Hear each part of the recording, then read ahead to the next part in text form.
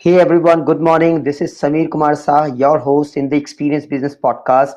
And I would like to welcome all of you, those who have joined this uh, podcast, or I would say the LinkedIn Live. And we are still waiting for the Sangram to turn on. And then we will have a great conversation over here. In the meantime, those who are live, I see here the Kaleem, Scott, Matt, all alive. I welcome you on my show, Matt, Scott, and Kaleem.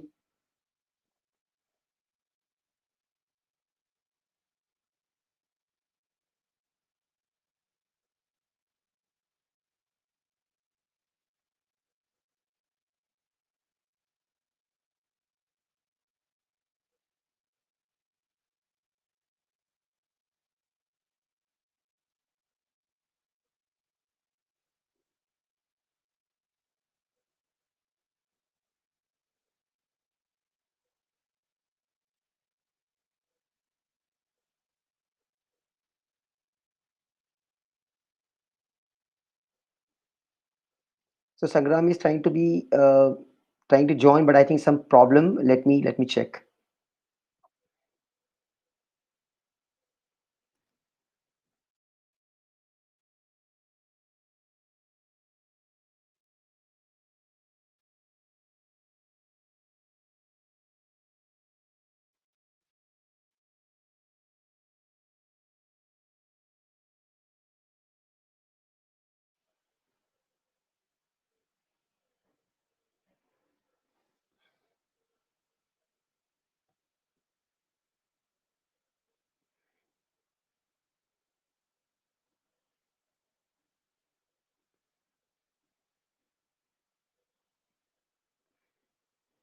I don't know what is the issue.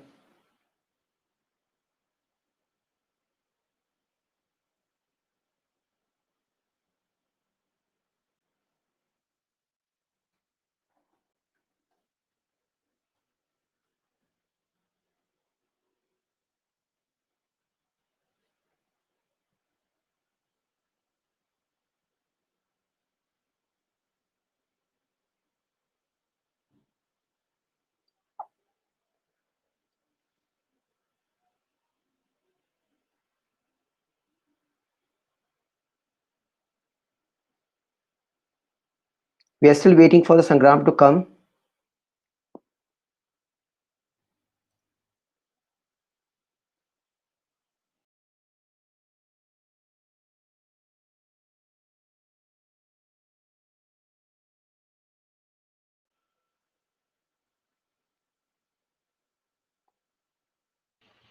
Hey Sangram, All good evening right. from.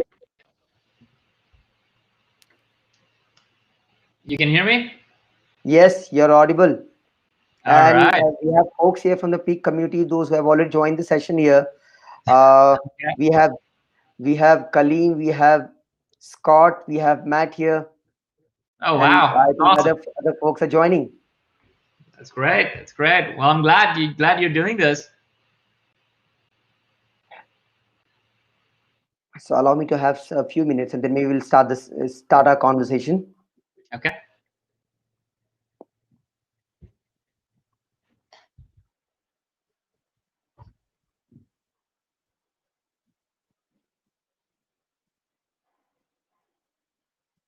So this you're live right now? Yeah, there's a lag here. I guess I see this. Yes, we are live right now. Okay. Very cool. So once again, good evening, everyone. This is Samir Kumar Saha, your host from the Experience Business Podcast, going live. Second time for my podcast. I had my first podcast with Jeff, and we had really great conversation.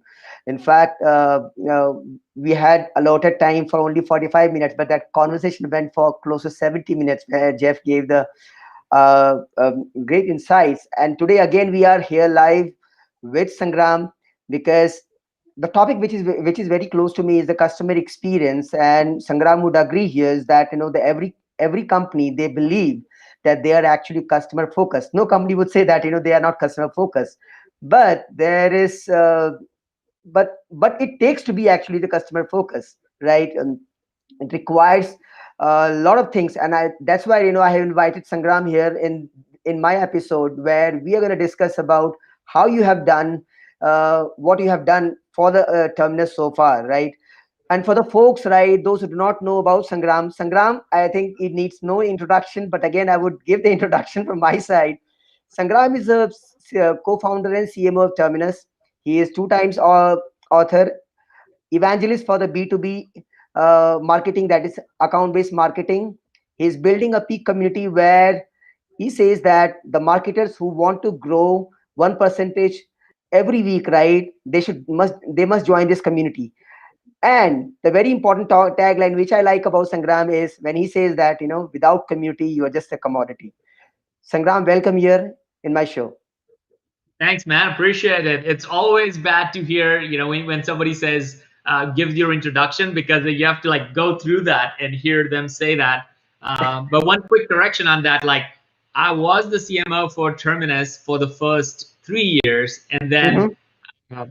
I found that there's better CMOs than I am. So I became the co-founder and chief evangelist for the last one. And we literally just hired another CMO, a really fantastic person, Daniel in Kendala, who Mhm. just joined last week. So it's fascinating to be around him as well.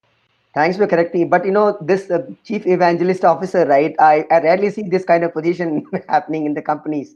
Uh, Oh, totally. Yeah. I mean, I feel like as a co-founder, I got to do that. And I look at that as a huge privilege and responsibility. It's something that, I get asked all the time. So I get to do what I love to do, which is not always the case for everybody. So I recognize how privileged I am. but then this peak community is really shaping up great, right? I'm finding immense value, and I hope the folks would agree over here. And the people, those who do not know about the peak community, like I always said, right, Sangram is building a peak community for the marketer, those who want to grow 1% every week. So if you would like to have a invite, right, because it's an invite only community, so if you would like to join this community, just DM me, right? I would love to make introduction. And here we have awesome folks already. Few folks like Scott, Matt is already live, and Kalim, Udayan. I mean, these guys, just adding so much of value. They're amazing. I mean, when you talk about Jeff Perkins, like Jeff is in the CMO group in the peak, and Yes. I don't know if you shared the story about him and I back in the days, but he lives in Atlanta as well, so we're good friends up here. Yeah, Jeff was amazing in the last podcast, right? So get back to your topic, Sangram, right? Like I said when I started this conversation, that every company says that they are actually customer obsessed, they are customer centric, but actually the customers do not think all the time same about the brand, right? Please let us know that what it means to be a customer centric organization according to you. Well, I think organization needs to be employee centric Mm-hmm. first in Uh-huh. order to become customer centric. I think if any organization that says they're customer obsessed or customer centric, and if the people in the company don't feel like they belong there, or they feel like they're part of a slaughterhouse, then it's not going to work. So at Terminus, we don't talk about us being just customer obsessed. We want to live that, but it really starts with you being employee obsessed, your team obsessed. And if you can make your customer success team and sales team feel that, they will make your customers feel that. Like a lot of people in executive level, especially when I talk to CEOs and founders, as you said, everybody says that. And then I ask this question, well, when was the last time you actually talked to a customer? Right? When was the last time you actually sat on a sales call? When was the last time you actually were on a customer success churn call when they were actually leaving? Yeah. And 9 of 10 times, the answer really is that, well, that somebody else is doing that. That's not my job. And I'm like, well, you are not close to the heartbeat of your company then. You're not close to the pain of your team. So you cannot be customer obsessed or customer centric if you yourself are not doing any of those. But that actually starts with feeling the pain and understanding what challenges are with your team. And if you're team obsessed, you will automatically become customer obsessed. Agree. I remember, right, I started my career back in 2007 from a small company, and then I joined the first corporate company at HCL. And that time, the CEO used to be Vineet Nair. He published a book called Employee First. I don't know whether you remember him, whether you know about him or not, but I just want to make this. His book is actually is part of the curriculum in Harvard, right? business school, and the book is about employee first, right? It was a time when 2007, right, when the recession was going on, and uh, Vineet has actually really moved the needle for the SCL, and he basically evangelized this concept called into employee first, right? So most of the time, right, the companies say that we are customer first company. He said, right, we are employee first company. So because they are the pillars for us, right? If they are happy, they are gonna, sound exactly what customers are looking for. And I very much remember, right, when I mean, for me, I was just a new joinee over there, right? But then he used to make a presentations, he used to talk to the employees and says that every employee in the company, right, they should know what customers keywords are. Let's say, for example, if my customers are actually NEC Celestica, right? So he was propagating this, that every employee should speak the terms what actually the customers look for, like they should Mm. be aware about the domain. And also he tried everything possible, right, to make the company, first of all, the employee first, and second is that that they understand the domain of their end customers. This is my Yeah. learning from what actually the Vineet Nair actually said, and I completely agree even till today, right? I think everyone should read his book. That's great, and I love the fact that more people are talking about that. I'll go back to the customer obsessed part. Like one of the things I've shared, I think, in the peak community as well. I went back and read Jeff Bezos' shareholder letters from 1996 to 2018. That's when Mhm. I actually did that, and actually, Flip My Phone podcast did a whole series on that because I wanted to read what did he say in 1997 and how it correlates to 2018. And those Mhm. shareholder letters are probably the best book you could ever read. If you want to read a book, but that's free, you just print it out. There's lots of places you can print that out.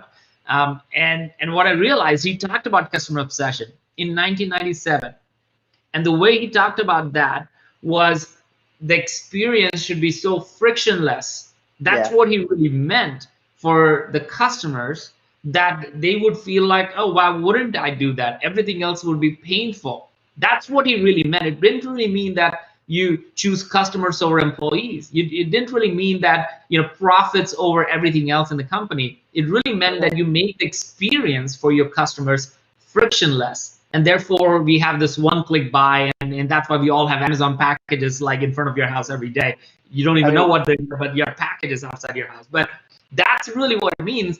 And a lot of times I think people don't recognize that it's the experience that you want to create as part of your customer journey. That's what really obsession means. It doesn't mean that you spend or do things for them that is unnatural. It means that your product starts becoming easier for them to use. It means your sales process is a little bit like you're not hiding behind, you're not trying to pitch, you're actually solving a real problem. It means your marketing actually makes them feel like they're not even part of the sales process or marketing process. It feels like it is, oh, why wouldn't I want to be part of that thing? So it's that thing is what customer obsession truly, or the experience truly means. And I realized that when I read Jeff Bezos' letters, I'm like, oh, that's really what he meant. yeah, this letter is circulating. In fact, I'm yet to go through many of them. Uh, but this one point of yours, I like a lot. I think I have heard several times when you say that, even the marketers, there's a huge gap. Uh, I think in one of the podcasts, right, in with Sanjana Murli, in that conversation also for the first time you mentioned that this is a pretty existent even in the boards. In fact, many CMOs across the organizations, right, around the world, not talking to the customers. There's a huge gap. There's a huge gap. It's mostly the sales guys or the customer service guys who are actually talking, and because of this gap, right, the marketing team does not understand what actually truly the customers are looking for. But just tell me one thing, right? Now we are so much talking about customer obsession, customer experience, and many people say that it is mostly for the big companies because they have the team. Since you have been part of the organization Terminus, right, where you were the two people founding team, right, and then you grew this company, during those days, right, what initiatives did you take for becoming a customer centric company? That's a Is it great question. possible for the two people Well, so organization? I'll tell you, the first hire we Mhm, had, a full-time hire, the first one that where we could actually pay somebody mhm, to be part of Terminus was Sydney, and Sydney was her role was customer success.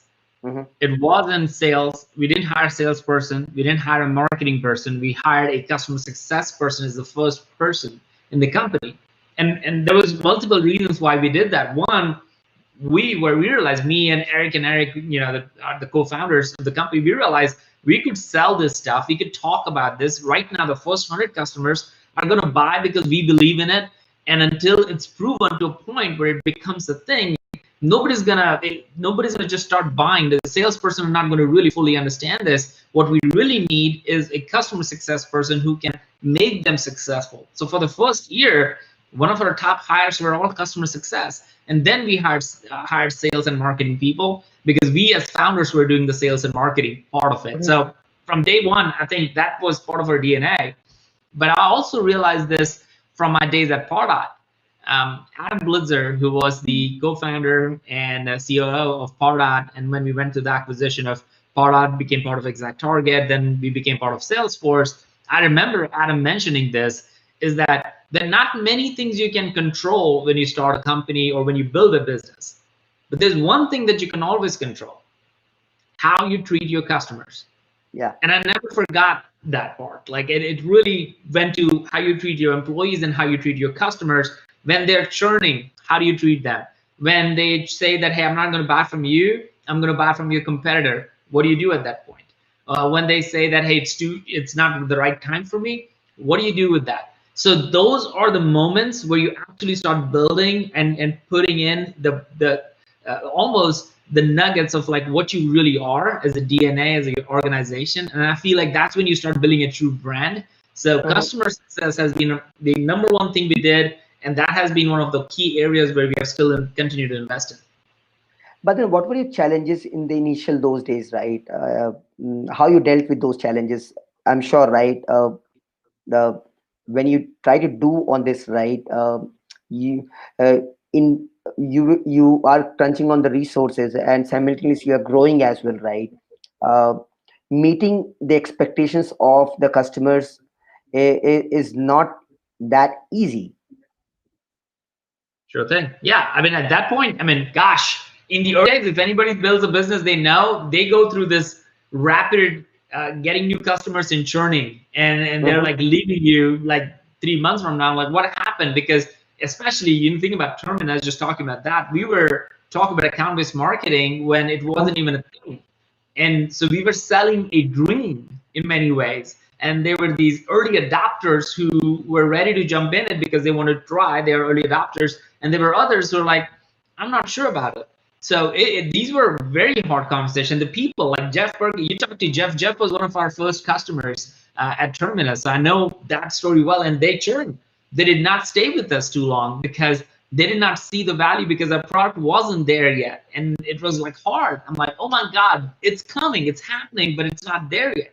So those conversations are hard, but throughout the years you have to continue to focus on that you're trying to do the right thing, and you're not trying to tell people like this is the answer, this is everything, but you are still selling a dream in the early days.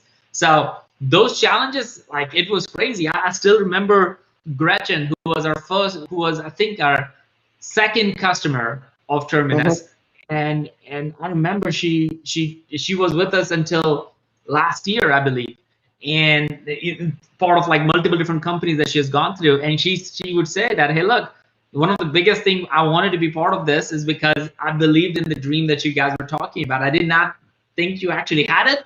I didn't think your product did all that, but I believed in the problem that you're trying to solve. So it's and in a way, a customer success person's job is to help them go through that process. As you know, like ABM is a strategy, so it's not that one tool can solve all of it. So a lot of what Sydney's job was in the early days, it was to help them think about how you connect all these dots and make it possible. It was hard, and it wasn't easy path at all. So was there any situation, right, where a customer was not happy and you were not able to serve them better, right? And then you again went back to them uh, and then say that, hey, it was a bad experience earlier, right? But we are now reaching out with something better, right? Or do you just go checking out some new ones? Yeah, How do you deal with the customers, right, who had bad experience with you, but they do not want to come back to you? that has happened over and over again, Samir. Hmm. Like, I think it has happened so many times where people would come in and say, well, this is great, sounds amazing. And they would say, well, it doesn't do all the things. I'm like, yeah, it doesn't do all the things. It does this thing and it can have all these other things. But right now it does this thing and people wanted the whole thing. So it has happened. And they would go with another competitor, for example, and then come back and say, well, wait a minute, this is, the experience was awesome. I want to be part of it. And it took us now in the fifth year, after 5 years of Terminus, 4 acquisitions that we had in the last 5 years, we are still at the early stage, at the early innings, we feel like, in building a true ABM platform. So even today, there are customers who are like, well, I don't have everything. And we're like, we will never have everything. So those experiences are hard, man. Quite frankly, those are where your character is built in many ways. That's when we realize that there's more work to be done. But I'll tell you this one thing for sure. That's when you build the best relationships because they're giving you great feedback. Some of them have come back, some of them have gone for good, and that's okay. That's part of running a business. No, over a period of time, I have also realized that, in a world where everyone says that they are best, right? Most of the businesses or the leaders or executives, they try to be best. But I am a person of opinion nowadays that, it's not about being best, rather it's about being reliable. So I Hmm. think trust and reliability is something customers are looking more, and they are giving more priority to those businesses, right? Those are reliable, trustable. Yeah, no, it does. It reminds me of Jeff Henderson, who wrote a book called Hmm. FOR, and he has a really interesting way to think about this. Is like he's like, you don't want to be the best company in the world. You want to be the best company for the world. Hmm. And you take a moment and start thinking about that. That's really interesting. It's like we all say that, oh yeah, we are the best company in this category or that. Honestly, nobody really cares. But if you're the best company for your customers, if you're the best company for your community, if you're the best company for a cause, then I think people will latch on to a movement, latch on to that. And I think that's where you think about Salesforce when they created the Dreamforce idea, when HubSpot created Inbound, when you think about Drift created Hypergrowth, when you think about Terminus created Flip My Funnel, you think about Gainsight created Pulse. All of these are examples of ideas that are beyond a product, but an idea that is like, this is a big problem. Let's all come together and start solving it. And I think that's when people feel like you're for them, not just for yourself, but actually for them. You said it completely right, right? And any good company I look up to, of course, this Terminus and the things that you are doing, right? Any great companies, they have completely now moved away from talking about their product, rather they are talking about what basically the human needs are. I mean, look at your newsletter, right? When I receive every day, right, every Wednesday, which talks about um, on a personal level, right, how I can grow personally, whether it's about motivation, whether it's about growing my career, right? And it has got nothing to do with the product that you're selling. Rather, uh, brands are actually humanizing, the completely the experience around their product. I completely like this. I think, any big companies, I mean, I'm a great fan of Nike also, Nike, and Nike also does the same way, right? Any great companies are trying to build a community, but not around their product or the services that they're doing, rather what their human emotions are. Yeah. Oh, it did. Like this is a risk every company feels like I'll tell you, one of our uh, good friends, Morgan Ingram. Morgan was one on the sales team. He Hmm. was he was really, really good at creating videos. And we knew that at some point he's going to leave Terminus because he's so good at it. There's no way he's going to stay and be part of a company. He's going to do something on his own. And he started this thing called as the SDR Chronicles. And he started talking about how to do SDR thing. And we were like, and he asked, I remember his conversation with Morgan. Morgan was like, hey, I don't want to, step on toes. I don't want to go for it, but I think I'm kind of starting my own brand. And I'm like, dude, that's fantastic. You got to do that. And I would love for you to do it. Tell us how we can support you as a company, because people are follow people. We all know that, not necessarily always brands, but people. So do that. And he started his own YouTube channel. He created 100 videos. He got great interviews, and then he started and went and did his own thing. But the way I looked at that was, 2 years from now, he's going to be gone. But every time he's on stage, he's probably going to introduce himself as that, hey, my first job was at Terminus.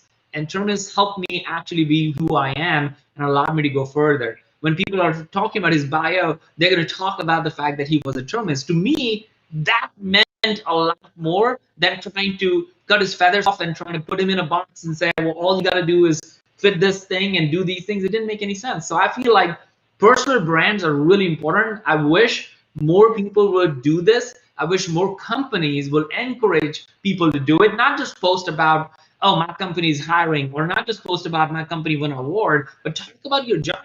Talk about how you do what you do and why you're excited about it. Don't talk about just your company. And I think people love that. And it's okay. They're going to leave at some point. They're going to do something else. They're always going to remember and talk about the fact that they were part of something. I'll give you another example. I was talking to Eddie. Eddie, he writes an amazing newsletter on very good copy. I was talking to him about doing some things with the Peak community, creating a course for copywriting and stuff like that, because that has come up a few times. But he was with G2.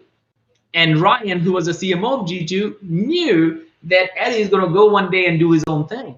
And he said, that's why I hired you. I want you to work with us, do great copy, learn what we do, teach us what we do, and then whenever you want to do something, do it, but we will still work with you.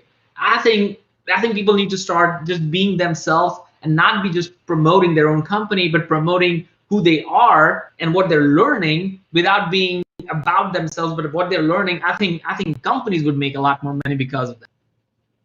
No, I'm learning so much from you, honestly, and again, I would like to publicly thank you here, and of course from the community as well.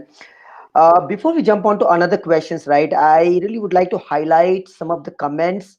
For some reason, right, my LinkedIn comments are disabled, so please bear with me, guys. Those who are commenting, I'm not able to see the LinkedIn comments from the actual LinkedIn. Rather, I'm only seeing your posts on a Restream chat, and Restream chat is disabled. So I, even if I reply right, I can't. You can't see my reply. So what I'll do, right, at least for some of the comments, right, I'll highlight some of the comments so that we feel inclusive. For example, I'm highlighting Matt's comment. Matt says that with so far whatever conversation we have done, and the Matt says that, yes, we can't expect employees to be customer obsessed if your employees are not engaged and feel valued. Thank you, Matt. And then we have uh,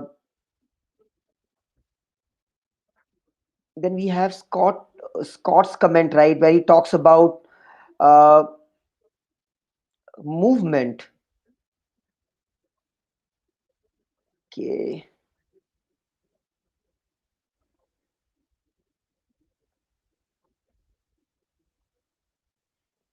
Okay, for some reason, his comment is lost. But what actually Matt was talking about is movement marketing. Yeah, okay, I got his comment here.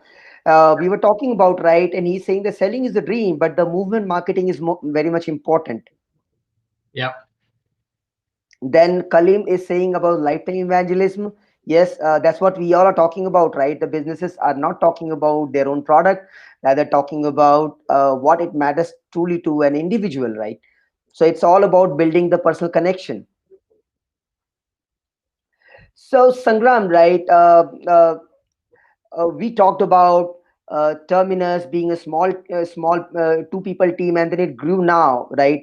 And everyone knows that, as the team starts growing, right, initially it becomes one way you have a challenge of course, have, I mean, tight in the resources, but then the moment you start growing, right, you have another level of challenge, that is the communication and meeting everyone's expectation within your team members, right? At this point, if you want to I really want to know basically the behind the scenes story, right? That how are you basically trying to unite all the team members within your team, so that they all feel and speak uh, about the customer, they all feel and speak about each other, and they really do care about each other. How I do you mean, ensure that? yeah, one of the things that I think I've shared with Sanjana as well, and I think I've shared this in Peak Community, is that we do this thing called as the customer in flesh, Mhm. where we literally bring in a customer in the office and now on Zoom, obviously because of what's going on. But every single month, or at least every 6 weeks, we will have a customer that does a full-on all hands with us. We have them come in. We talk about, like Daryl, for example. Daryl is a customer. He's in the Peak Community. He leads the CMO group in there. He's a Terminus customer. He came in and he talked about the fact that we just have him come in and say, all right, Daryl, tell us the good, bad, and the ugly. What do you like? What do you don't like? We have an open forum where every person in the company can ask a question to him directly, or her, whoever is the customer in that day. And I think that is one of those moments that you cannot orchestrate too much. You cannot make people think like, oh, we are a great company. But when a customer comes up and says that, you know what, your salesperson, Jim Tochi, who works on sales, he's like one of the best salesperson. That makes him happy and helps him go through walls for the next month, right? Because somebody said individually to that person, or they would say, oh, this particular feature in your product really makes it. That makes the engineering team and the product team go crazy. Or would say your CSM team did a great job of onboarding. So we would make sure that they talk about specific groups and what is it working and what it is not, so that those groups feel like they're part of it. Even we talk about like how we want the billing person, the person who actually does all the office manager in the company, to know that whoever customer is, what do they look like, what matters to them, what words do they use, what makes them happy, what actually makes them frustrated.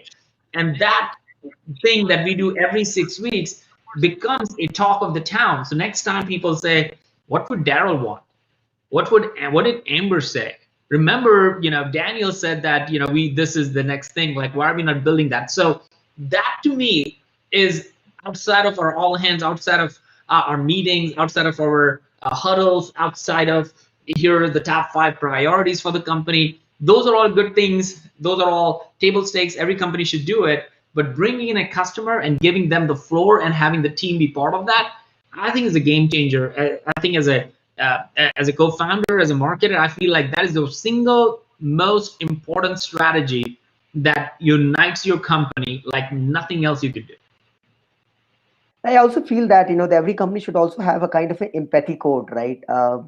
Where uh, every employee, they should really feel about what their colleague is actually going through before speaking, right? uh, exactly why they are behaving the way they are behaving, right? Do you have such kind of uh, empathy code or culture code within your organization for the Terminus? We And don't have. how did you basically come to it? Who takes part in this defining this culture code? Yeah, I mean, our head of employee relations, like Sue and JPAC, they run a quarterly NPS score. They run a whole bunch of things, and I think it's becoming more and more interesting because not everybody's in the same place at the same, in a way to do this. So now we're doing it on Zoom, we're doing it on Slack, and getting everybody's feedback. So it becomes really interesting and hard. But we do these surveys and we ask people this directly, like, okay, what's working, what's not. So one of the things people said is that, you know what, we did in summer half-day Fridays. That worked great for people. People loved that and people wanted that. So we made that a regular thing. So we have half-day Fridays every week since the almost the beginning of pandemic, to people to de-stress themselves. We asked like, what else? Okay, you're working from home. What will make your life better? So we gave everybody money to, if you need a fishbowl that will make you happy on your desk, get a fishbowl, right? Like do whatever you need to get your environment in a way where you feel happy and you feel connected and you feel good about it, just like you would at the office. We asked the teams like, when do you want to come back to the office? And a lot of them said, you know what? We love the office, we love thing, but we don't need to be in the office every day. We could do this every quarter or every month, 1 month, and do that. So we said, okay, fine, that's going to be the next norm. So I feel like what people realize is if you take action on what they said and you follow through, then people feel more valued to give input. They feel they're part of the team. If like, I've been part of things where companies would ask it and there's no follow-up, there's no action, and there's no response to it. There's literally even not even a no, like there's just zero response. And that really gets people to like, you know what, why do I care about it? So I feel like we believe very big, like let's ask and let's take action. Let's ask one thing and then do something about it. And we would be very transparent. Like some things, oh, we can't do that. So that we just let them know, here we can't do this. One question I ask most of the time whenever it is about the teams, right? And I would ask you also, right, that how do you resolve conflicts among the team members when they fall short of your expectations while meeting Oh man, your customer demand? well, that is hard. That is hard for me personally because I'm more of like, hey, let's go to the moon. Let's just be at a happy place and go. So actually, personally, it's very hard for me. I'm not very good with conflicts, and it's hard. But I'm also very direct, and will tell people like, all right, look, that wasn't good, cool, or that wasn't right. But I think a little bit of tension is very important. What's messes everything up when it becomes personal and it doesn't become about the goal that we want to achieve as a company. Mhm. So when I see something where people are like, well, he or she is just not doing this right or doing the right way, I always try to go back to like, why are we trying to do this? What's the goal it is? And center everybody around the ultimate goal, whatever it is that team or our company or anything they need to achieve. And try not to make it personal because it is extremely hard. If that would, then you're not gonna get any further. But if you can galvanize around a single goal and get people excited, then you will see a lot of them saying, you know what, that's okay. I can live with that. I can follow through that, or I can not think about that. But I think that's where in the first couple of years it was extremely hard. I mean, it was something that I dreaded, like letting somebody know, like it's not part of me. Like I would pay somebody out of my pocket to keep them from instead of saying that, hey, I need to let you go. I'd rather pay somebody because I just don't want to go through that. It's just a personal challenge that I have, and it's not a good challenge. It's probably one of the reasons why I'm the evangelist and not in an operator role, because it's not something I enjoy doing and I'm not good at it.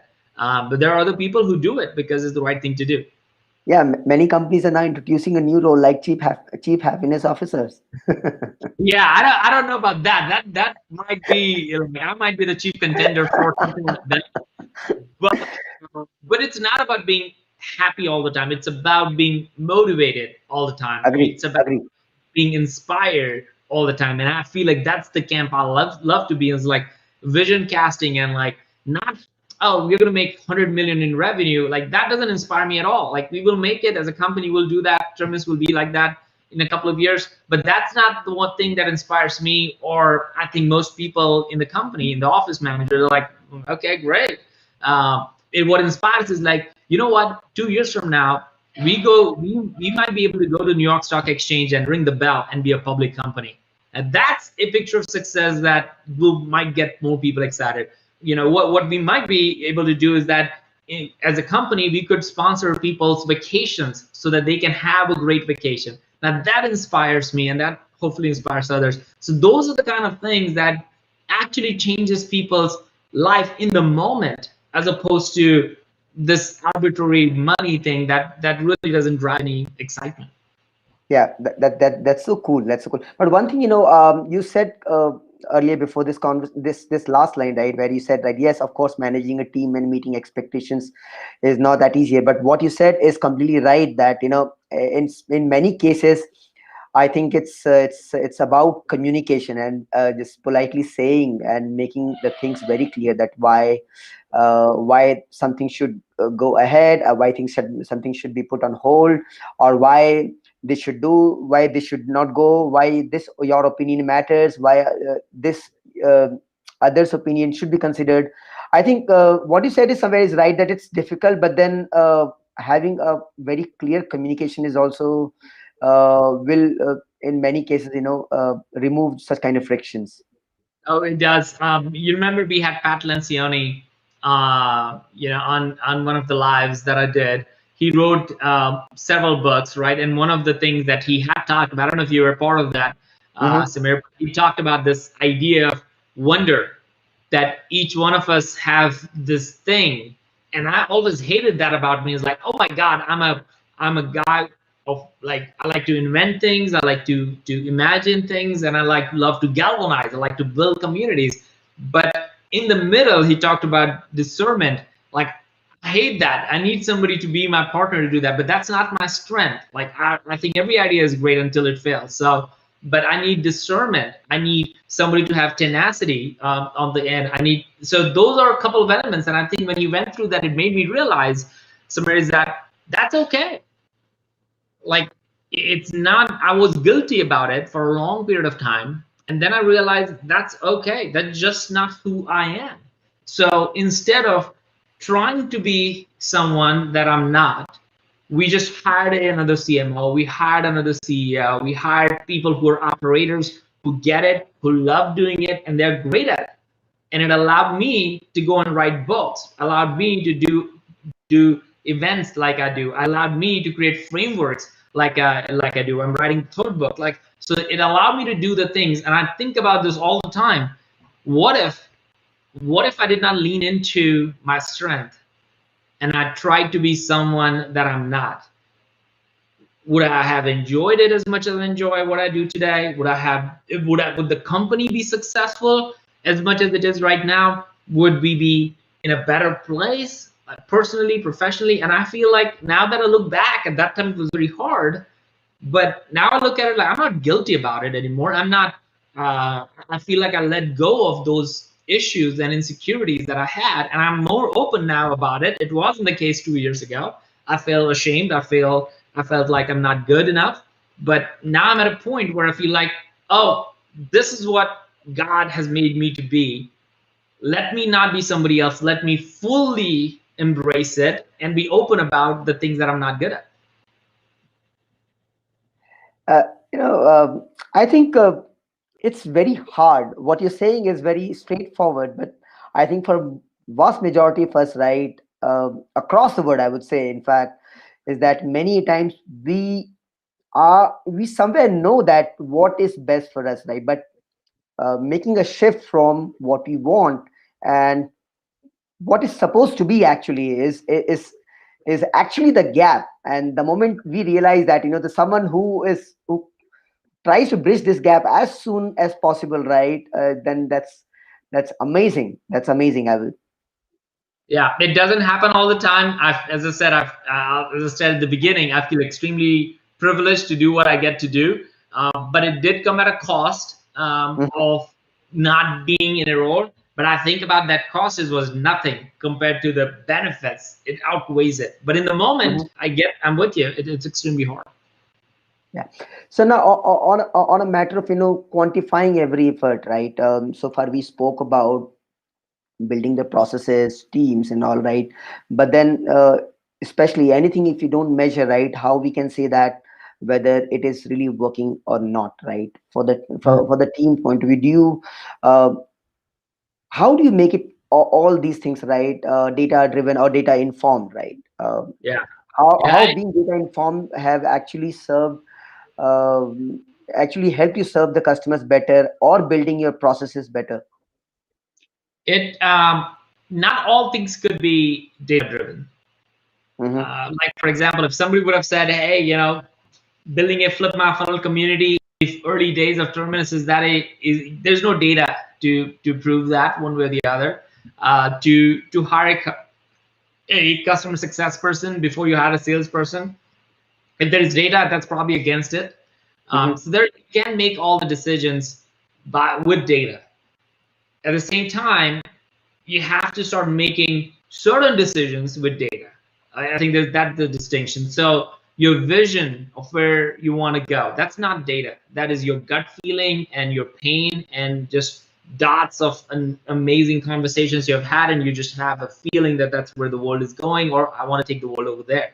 That's Mhm. something that you shouldn't actually bog yourself down by data, because we as humans are conceivably very effective at making everything work in the way we want to work, right? So we can make that really good. But then there are stuff like, hey, should we go to Europe?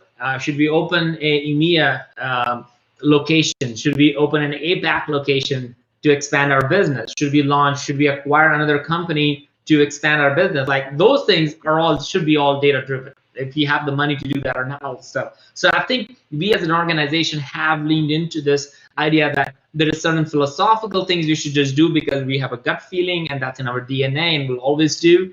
And there are now, as we have scale, like we're 250 plus people now. As a company, we have 4 products within our organization. Now with the acquisitions we did, we have people from all over the place. So now there are certain elements of the decision making that happens through data, but we constantly ask ourselves the question, okay, this one it's a gut feeling, let's go with this. This one we need more data. So one single metric, right, which helps you identify that you're really meeting your customer experience success, or you're really meeting your customers success. Any one KPI that you focus a lot. There are a couple of KPIs, but there's also a couple of things in here. One Mhm. is we look at our gross retention rate. Okay. It's super important. If you look at your GRR, you'll start realizing that if that number is super weak, then as an organization, you probably are not selling to the right customers. Your product is not doing what it said it does. You're probably going to have a very high cost of acquisition. There's just that number will tell you the health of your business. So for us, the GRR is a very important metric to track, and in a SaaS business, most people I think recognize that. But then there are other things like I look at Slack. We talk about celebrate wins. We talk about Mhm. stories of what anecdotal, like here's what a one customer said. We look at G2 Crowd, the reviews that we get on as a weekly thing. So those are anecdotal, like here's what our company, our customers are saying. So there is the data that shows the health of the business, your GRR, and then there's this anecdotal things that happen every week that tells how companies are doing. Okay. Uh, I just would like to go. I would really want to invite certain questions from the people, those who are live. If anybody is having any question before I proceed with the last question, Sangram, and then we'll wind up the session, this episode. But I really would like to know, right, if anybody is having any question from Sangram, which we can discuss here.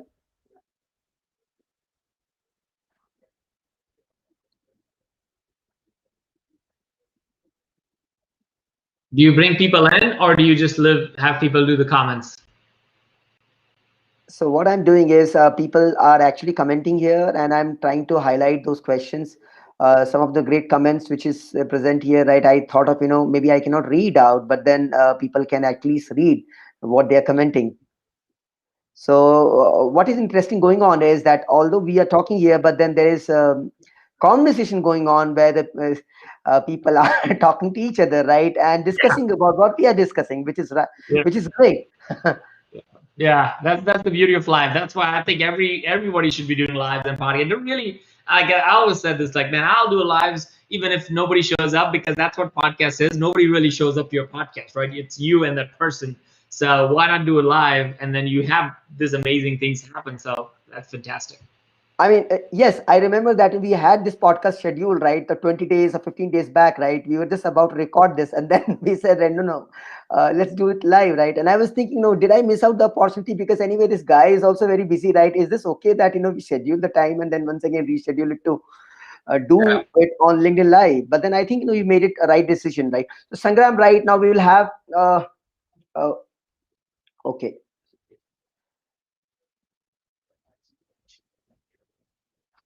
So Scott is asking a question: what is the best way to motivate employees? Any ideas? Oh, uh, you gotta have an inspiring vision. I mean, if your vision is not inspiring enough, it's not. No matter what you do, I feel like you can create all these things like we do. We're doing like Friday, half day Fridays, and buy whatever you need for your office, and those things are very temporary. I think about like this definition of happiness versus joy. Happiness is temporary and joy is eternal, right? We all recognize that. So all the things that we talked about are happiness, right? Those are immediate dopamine shots, if you will, of like, oh wow, I just got like free lunch every month. I get like I get $250 to put all these things together in my office space. So I get half day Friday. Those are all temporary things. They'll make you happy. But joy is when you know that you're working for something greater, when you know that this thing is going to change somebody's life. When we had somebody, it was Daniel Day from Snowflake. He said Mhm. he came to one of our all hands and he said, well, what you guys have done is changed my life. And we're like, come on, we're building a software. We're not changing people's lives. He's like, no, you guys don't understand. What you did was you actually has helped me as a marketer, that I no longer have to worry about my job. I can walk into my CEO's office tomorrow and tell them exactly what and how I'm driving business outcomes. And I'm going to get any job I want here on, because I know what I know now because of what you guys do. And that is a quote that we use all the time in our company, that inspires people to, like, we want more people to feel like that. That's the feeling that we want people to have. So I think those are the things that you ultimately motivates people and gives them joy. And that's something that is probably worth more than any little things that I just shared we could do. No, this is so great, and I also think that it's this choice is completely on individual, right? There's nothing called the company purpose, right? Of course, the company purpose would serve, right, until unless we don't have everyone in the leadership or those who echo somewhere the same sentiment, right? At least the common goal. And so the individual purpose has to align with the common goal. If your management or the leadership team is not listening to you, right, there's no point wasting your precious time of your life serving for in a company where you don't feel inclusive or purposeful. So many times what we think that uh, we have to find purpose, right? But then I'm not enjoying what I want to do, and the leadership team is not letting me do what I want to do. So I said, hey, then it's a choice that you have to make. Why you are stuck around, right? So I think it's a choice that the people, every individual has to make. One last question from the Matt. We'll take Matt is making Matt's question is: many customer success teams view their roles as putting out fires or providing training instead of being a customer advocates and ally. How do you help change this mindset? Mm, did you get this question? I did not get this question. Yeah, I mean, I think what I mean. This is a really good question, Matt. And people who don't know Okay. Matt, you guys should follow him. Matt is is a really good fractional CMO. He shares a lot of this on LinkedIn and stuff. He's also in the emerging CMO group in our P community, so he's a fantastic person to follow. And I And would like to add, Matt has been also my one of the podcast guests. Oh, great. There you go. And I think what Matt is really saying is a really big and a common unfortunate challenge, that is that most organizations, customer success is the last line of defense, and they Uh-huh. become the people with absolutely zero budget, if there any. They are the one who is always get beat up because they hear when customer churn. They actually have to go through the motions, and they become like, okay, let me just throw more things at them and try to save customers. And ultimately, when they lose, they are the one who are actually responsible for. So they have a number that they have to meet, but they have no budget, no real thing that they could do, because if the product is not doing what the customer wants, all they're doing is just being the middle person, taking it from both ends. And it's a very horrible situation. A lot of customer success people burn out because of that, and it happens almost in all organization in one way, shape, or form. So it's a really important question. How do you go that? And then I think in our own organization we have struggled with that, because as we said earlier, we have been selling transformation for people. We're not selling software for people. We're selling a dream for people. Like, hey, look, imagine if you could go after the right accounts and change the way and see that. And now we're seeing companies see that, but it takes the individual to change his or her mindset to do that. So more and more often, I think it ultimately comes down to, I think what, and Kaleem is also very much in line, I agree with him, which is the customers that you're bringing in are the right customers for the product that you're selling, and are the expectations when you had with them before are clearly documented. A lot of times, neither of these things are done. The customers are not the right customers. That's why all the fires happen, or the expectations are not set really well. So the customer walks in thinking he or she's going to get like, a banana, and then when they walk in, they're getting an apple, and they're like, what's going on? And that is a big challenge. Yeah. So, Sangram, right? It's already 8:30 now here in India, and I think in 10 o'clock EST. So we'll take this last question. I think many of the points that you have made through this conversation, right, already about this. But then, I would like to end with something which is more, I would say, the step by step. So, as a B2B functional leader, right, what is your now step by step approach for others to initiate a shift or continue the evolution towards a customer obsessed culture? If you could summarize, at least to give a quick pointer for someone to look at from what I need to do, one, two, three, that way. I don't know if it's a 1, 2, 3, but I would say is that it definitely starts with employee first mindset. And the book that you recommended probably is a good book to start, or just having the concept that your employees got to feel super valued in order for them to make the customers feel super valued.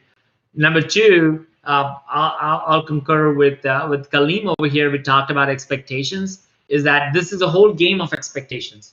You bring in a customer with his expectations. They have certain expectations. You got to document that, and double get them to opt in and say, okay, this is what I heard you say. Is that right?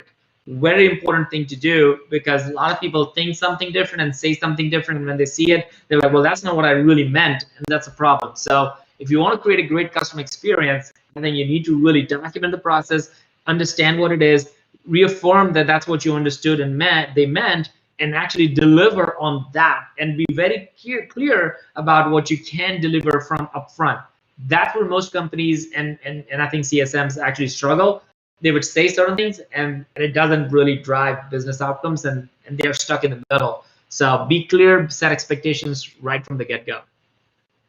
Before we end this session, right, we spoke about one book called, this is actually the bestseller book and being taught as a curriculum in the Harvard, that's called Employee First and Customer Second by Vineet Nair. He has been the ex CEO of HCL, big enterprise. And so I think everybody should go buy this book. It's a bestseller book. Maybe in the Peak community also, I'll post a review about this book. I don't have the hard copy, but long back, I read this book, and I think this is a wonderful book for everyone.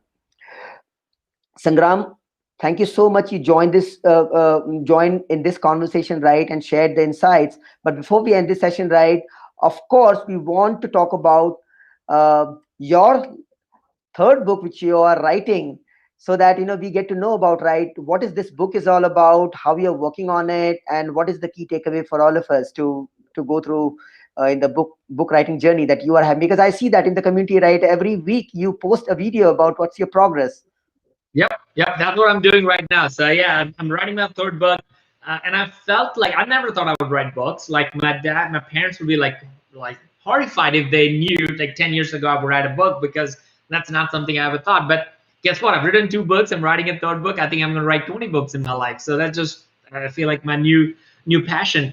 But I realized many people struggle with that. So as you said, in the community, every Friday I'm putting a video of my struggles, my success, my thought process, and quite frankly, I'm just documenting it for myself to go through the process in the next 4 months of how to go about all of these things, the decisions that I got to make. So I'm putting it every Friday, and I just want to create a documentary out of it, and it's all available in the Peak community. Honestly speaking, I somewhere feel like, I think a lot. I think a lot, and this Oh, basically, I think a lot, and because of this, right, whatever I want to do, right, it takes time, and I see that somebody else like you, right, is already posting somewhere something, and oh my God, this guy has already started, which actually I was thinking of doing it. yeah, yeah, do it. I mean, you do the same thing. I'm inviting anybody and everybody in that topic of book documentary is like, just document your stuff, do your own videos. If it inspires you to write your book, come along, write your own book, and maybe we'll publish it at the same time and get it out early next year. But I think we need to we need a community to help give energy to that. So that's honestly what I'm doing right now. Thank you so much, Sangram, for being in this show, right? And for the people, those who have joined this conversation, right? This live conversation will be repurposed in the form of the podcast and will be shipped on Anchor and various other formats. It's already on the YouTube, but then my team would also do that. I have decided to do more of such kind of a LinkedIn live for my podcast, right? I was doing it earlier, but then I know that not every time, right, I can bring the guest exactly at the same time, right? But I would try to do more of LinkedIn live for my podcast. And many thanks for Sangram, right, for motivating me, because earlier we were supposed to record the same podcast in an isolated environment, right? But I really like that, and many people join, right? For example, now the Clinton and Paul Beavers is also joining here. Uh, Paul, welcome here. Clinton, welcome here. But then again, we are now about to close.